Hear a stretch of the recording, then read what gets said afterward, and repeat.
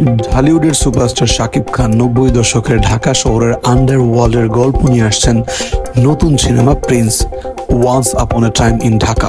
এটি পরিচালনা করছেন আবু হায়াত মাহমুদ, যেখানে কেন্দ্রীয় চরিত্রে অভিনয় করবেন সুপারস্টার শাকিব খান। এই সিনেমায় রয়েছে ক্রাইম, লাভ, অ্যাকশন আর রোমান্স। ইতিমধ্যে সিনেমা প্রেমী দর্শকদের প্রতীক্ষিত এই সিনেমাটির পোস্টার উন্মোচন হয়েছে, যা সামাজিক মাধ্যমে নেটিজেনের মাঝে আলোচনা সমালোচনার ঝড় ওঠে। এই মুহূর্তে সিনেমাটির প্রি প্রোডাকশনের কাজ চলছে, আর আগামী নভেম্বর থেকে শুটিং শুরু হবে বলে নির্মাতা সূত্রে জানা গেছে।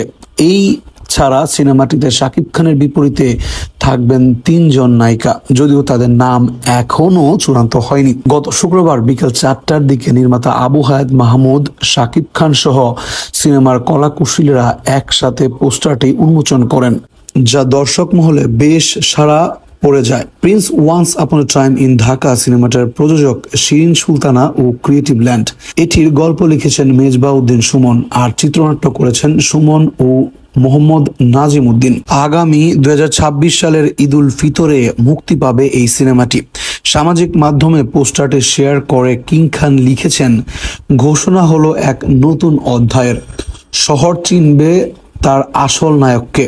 পোস্টারে দেখা যায় অন্ধকারে লালচে আবহে মানুষের ভিড়ে দাঁড়িয়ে আছেন এক যুবক, যার 2 হাতেই উঁচু করে ধরা পিস্তল। চারপাশে লেখা আছে ঢাকার বিভিন্ন এলাকার নাম: বাড্ডা, উত্তরা, গাবতলী, মোহাম্মদপুর। নিচের দিকে বড় অক্ষরে লেখা রয়েছে, মেগাস্টার শাকিব খান প্রিন্স, একদা এক সময় ঢাকাতে।